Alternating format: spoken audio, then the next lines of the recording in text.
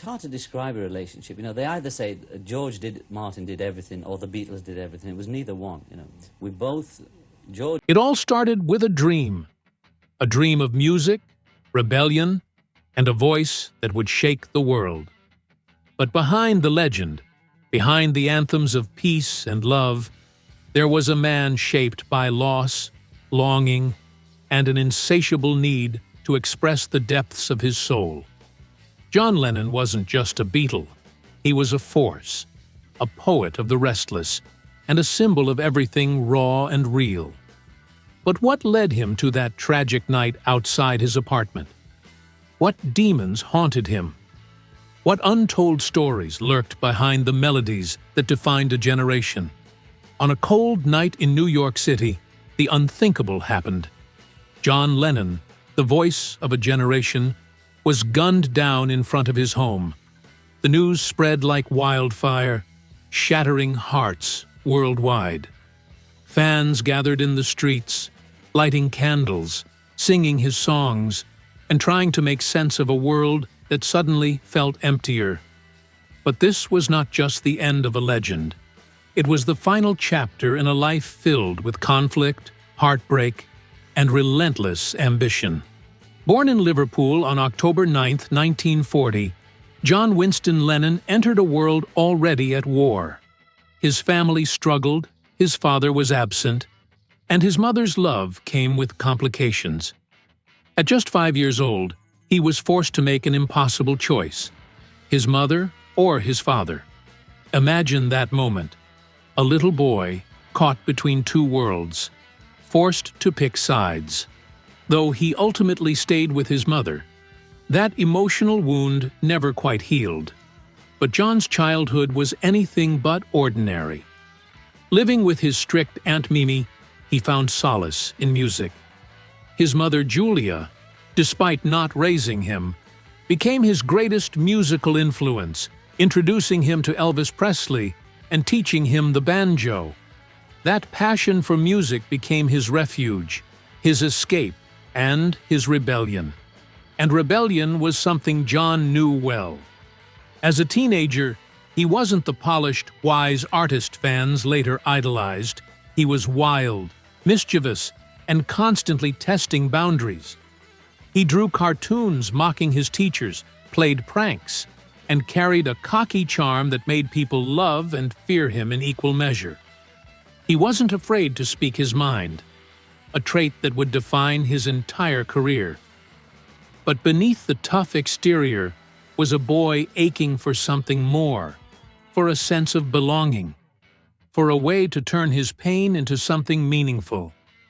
Then came the moment that changed everything. A summer day in 1957, a church fete, and an introduction that would rewrite music history. That was the day John met Paul McCartney.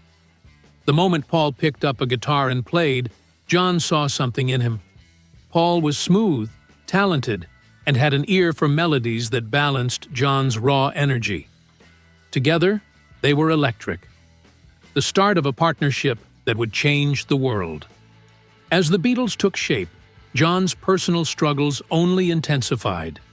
His mother, Julia, was killed in a tragic accident in 1958, hit by a car driven by an off-duty policeman. The grief consumed him. He drank, he fought, and he channeled his pain into his music. That loss bled into the songs he would later write. Julia, Mother, haunting melodies wrapped in sorrow. The Beatles exploded onto the scene, but with fame came chaos. Suddenly, they weren't just four boys from Liverpool. They were global icons. And John, the rebellious leader, struggled with the weight of it all. The screaming fans, the pressure to perform, the constant spotlight. It was exhilarating, but suffocating. And then there was Paul. The creative chemistry between them was undeniable. But behind the scenes, tensions brewed. John was impulsive, raw, and driven by emotion. Paul was structured, meticulous, and focused on perfection. Their clashes became legendary. One moment, they were writing timeless classics. The next, they were at each other's throats. It was a love-hate dynamic that fueled some of the greatest music ever made. And then, Yoko Ono entered the picture. She was unlike anyone John had ever met. An artist, a thinker, a force of nature. She saw him not as John Lennon, the Beatle, but as John Lennon, the man. Their connection was instant, intense, and, to many, controversial. Suddenly, John was changing. He was speaking out more, questioning everything, and breaking away from the band that had defined him. "The dream is over," he would later say. And with those words, the Beatles were no more. But John wasn't done. He reinvented himself, pouring his soul into music that was personal, raw, and deeply political. Songs like Imagine and Give Peace a Chance cemented him as more than just a musician. He was a movement, a voice for the voiceless. But even as he fought for peace, his own battles raged on. The pressures of fame, the expectations, the constant scrutiny, they took their toll. He withdrew from the public eye, choosing family over fame, becoming a stay-at-home father to his son, Sean. It was a quiet life, far from the madness of Beatlemania. But fate had other plans. On December 8, 1980, just as John was stepping back into the music world, he was taken away in the most senseless act of violence. The world mourned. The dream was shattered. But the music lived on.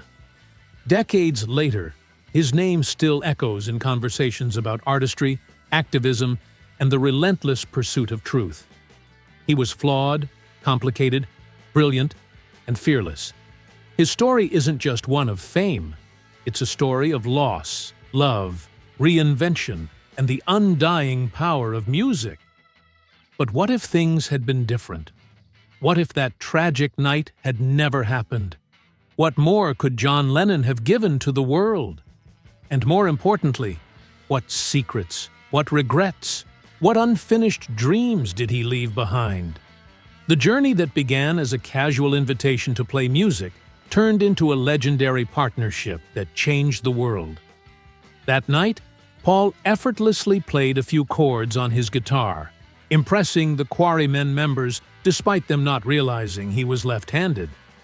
It wasn't an official audition, but it was enough.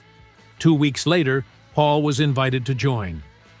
That one moment set off a chain reaction that led to the formation of the most famous band in history.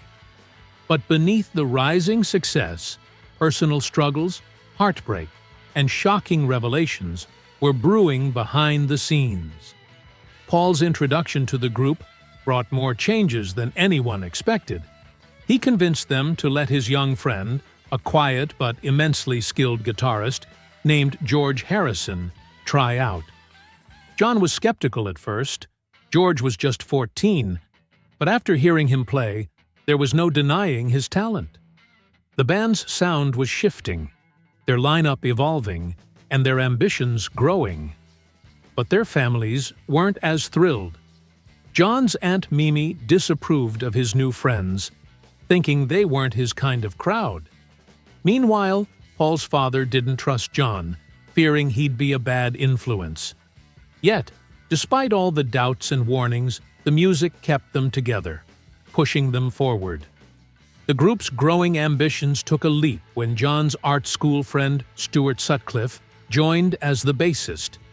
Stuart wasn't a musician, but his presence transformed John's world. A brilliant artist with an effortlessly cool aura, Stuart introduced John to the beatnik culture, underground literature, and a world far removed from Liverpool's working-class streets. John, who had always struggled with his identity, now saw himself through a different lens. He devoured books, idolized Italian artist Amedeo Modigliani, and for the first time felt like he could be more than just a rocker. He could be an artist, a poet, a voice of a generation. But this transformation wasn't without its chaos. John's reckless side often dragged Stuart into trouble. Bar fights, wild nights, and unpredictable antics. Still, their bond was unbreakable. Then came Hamburg, the city that would make or break them. The band, now officially named the Beatles, took a gamble and accepted a grueling residency in the German nightlife scene. It was a world unlike anything they'd known. Loud, dangerous, and intoxicating. They played exhausting sets, night after night, sleeping in cramped dressing rooms, barely making ends meet. To keep up with the relentless schedule, they turned to Preludin, a stimulant that helped them push through the late-night performances. It was during this period that they evolved into a band that could electrify an audience, feeding off each other's energy with an almost telepathic connection. While their music was reaching new heights, John's personal life was unraveling. He had fallen for Cynthia Powell, a reserved and elegant art student who was his opposite in every way. Their relationship was intense, passionate but stormy. John was possessive, quick-tempered, and unpredictable. Cynthia once dyed her hair blonde because she knew he was infatuated with French actress Brigitte Bardot.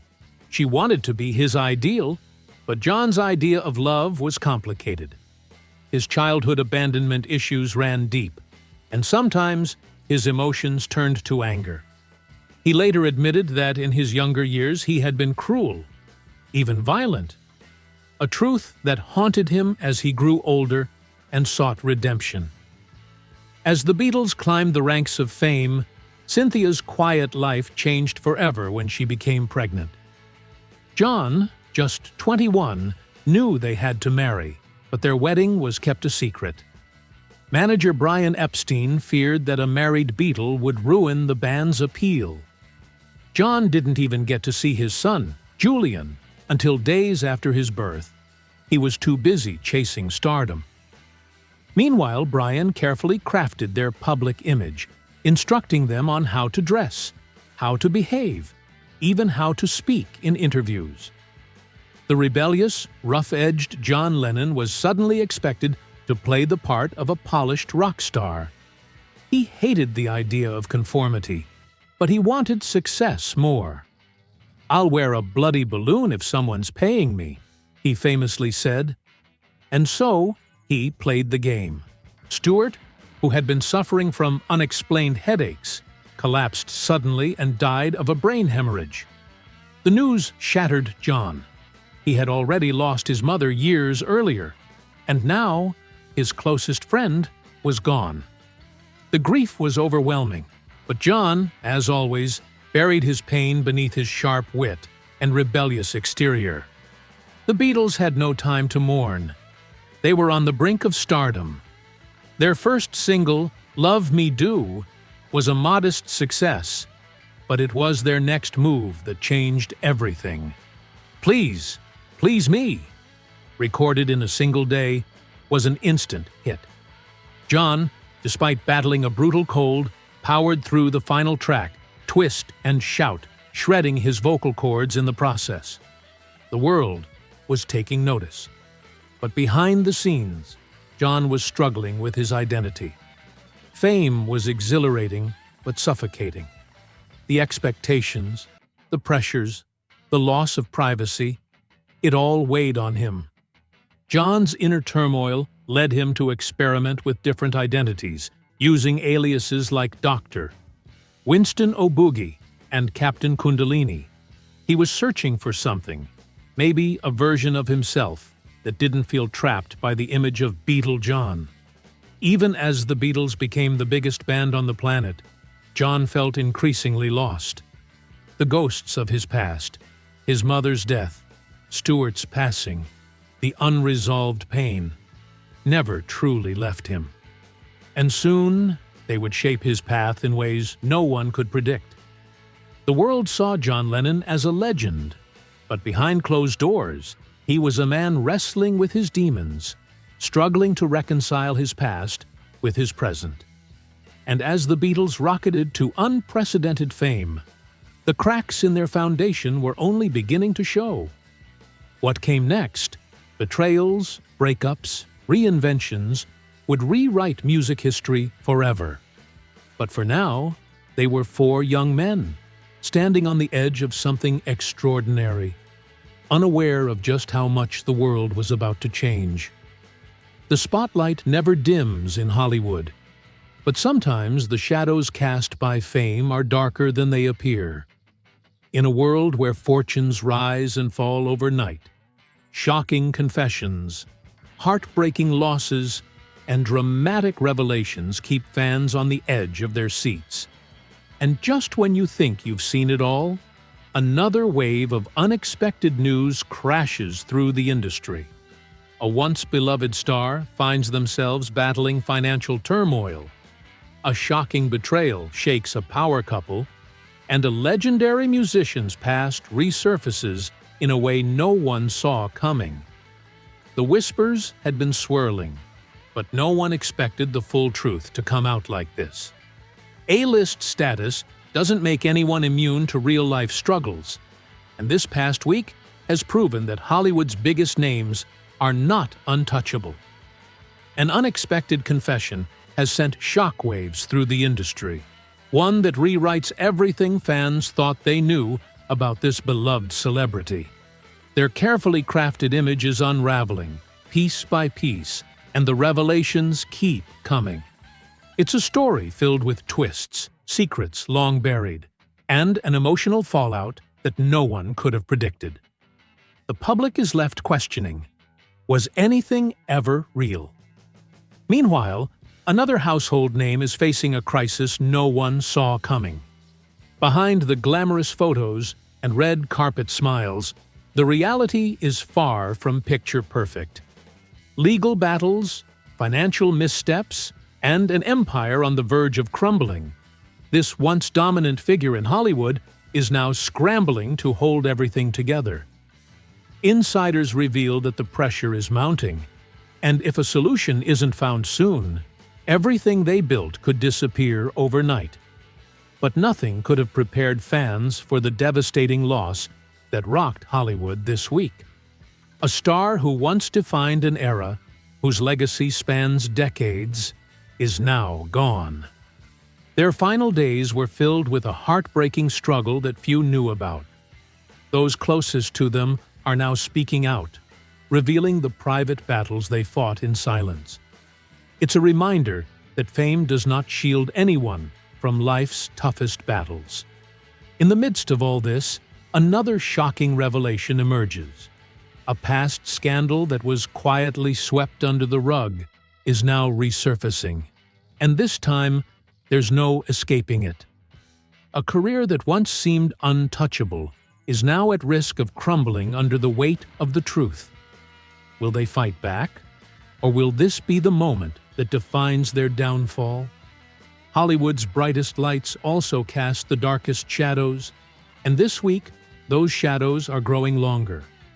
The truth has a way of coming out, no matter how deeply it's buried. And as these stories unfold, one thing is certain. Nothing in this industry stays hidden forever. John Lennon's life was a whirlwind of passion, rebellion, and heartbreak. But few moments were as pivotal as those final years that reshaped his legacy forever. As the 1960s came to an end, the cracks in the Beatles grew wider. John, deeply infatuated with Yoko Ono, letters between John and Yoko hinted at a growing connection, but it was the quiet moments, the hushed phone calls, the obsessive letters, that revealed the true depth of John's fascination. In India, while the world thought he was meditating in solitude, John eagerly awaited Yoko's letters every morning, his mind far away from the spiritual retreat. Returning home, the truth unraveled. Cynthia's unexpected arrival from Greece caught John and Yoko in a moment of undeniable intimacy, their connection no longer hidden. The marriage crumbled, leaving Cynthia devastated. Meanwhile, the Beatles were pushing forward with their new business venture, Apple Corps, but it was chaos behind the scenes. John, lost in a haze of drugs and creative exhaustion, struggled to maintain focus. The release of Revolution showcased his evolving political stance, but critics dismissed it as weak. The White Album followed, a chaotic masterpiece that reflected the growing discord within the band. The world saw the brilliance. Behind closed doors, it was turmoil. By 1969, the tension had reached a breaking point. John married Yoko in March, sealing their bond with an artistic project that sparked controversy. The Beatles, once unbreakable, were now hanging by a thread. Paul McCartney's announcement of his solo album in 1970 shattered any hope of reconciliation. John was livid. He had started the Beatles, and he wanted to be the one to end them. His solo career began with a raw, emotionally charged album, Plastic Ono Band, a stark reflection of his childhood pain and disillusionment with fame. Songs like Mother laid bare his deepest wounds, while Working Class Hero challenged the very society that had idolized him. But John's battle wasn't just with the music industry, it was with himself. His activism grew louder, his political outspokenness making him a target. Power to the People was born out of his desire to appease radical activists, though he later admitted feeling manipulated. His protests against censorship, his fight against the Nixon administration's attempts to deport him, John was no longer just a musician. He was a revolutionary voice, but one that came at a cost. The stress, the pressure, the need to constantly prove himself, it all took its toll. By 1973, his personal life had spiraled. His marriage with Yoko was strained, and their separation led him into an 18-month period he called the Lost Weekend. Living with May Pang in Los Angeles, he dove into a world of excess, drowning in alcohol and reckless behavior. His drunken antics made headlines, from his bizarre outburst at a nightclub, wearing a sanitary pad on his forehead, to his embarrassing ejection from a Smothers Brothers performance. It was self-destruction in real time. Yet, through the chaos, he still created. His album Mind Games marked his attempt at finding clarity, but the road to redemption was long and winding. By 1975, John's world shifted once more. The birth of his son, Sean, changed everything. He stepped away from the limelight, embracing fatherhood with a devotion few expected. 5 years of near silence followed, but his artistic flame never truly dimmed. When he finally returned in 1980 with Double Fantasy, the world rejoiced. It was a celebration of love, renewal, and second chances. But fate had other plans. December 8, 1980, a date etched in history. The city lights of New York flickered as John and Yoko left their home, the Dakota. A fan, Mark David Chapman, stood waiting, clutching a copy of Double Fantasy. John, always generous with his fans, signed the album. Hours later, as they returned, Chapman was still there, lurking in the shadows. The gunshots rang out, echoing through the cold night. 4 bullets struck John, 2 in the back, 2 in the shoulder. The world stopped. Rushed to the hospital, he was pronounced dead at 11:15 p.m. Shockwaves reverberated across the globe. Yoko's plea for peace in the wake of his death was met with mourning that spanned continents. His music soared back to the top of the charts. Imagine became an anthem of hope and sorrow, a reflection of everything John had stood for. Even in death, he was larger than life. Tributes poured in, from fellow musicians to fans who had grown up with his voice shaping their dreams. In Central Park, a quiet memorial, Strawberry Fields, was created, a place where his legacy would forever be honored. And what of Chapman, the man who stole John from the world? His name remains a stain on history, locked away behind bars, denied parole time and time again. The loss of John Lennon was more than just the end of an era. It was the silencing of a voice that had challenged the world to imagine something greater. Yet, in every note of his music, in every lyric that speaks of love, rebellion, and peace, John Lennon lives on. His story is not just one of tragedy, but of an enduring spirit that refuses to fade. Even in death, his voice still echoes through generations.